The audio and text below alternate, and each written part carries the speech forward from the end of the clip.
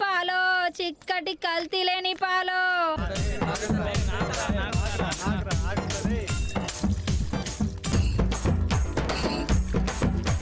వస్తున్నాను కదా, ఎందుకు దోసుకుంటున్నారు?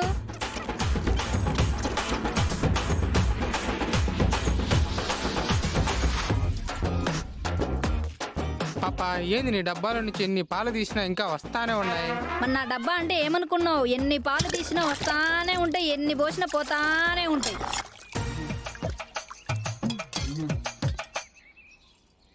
అబ్బా ఏందని డబ్బా పాలు ఇంత చిక్కగా ఉంటాయి?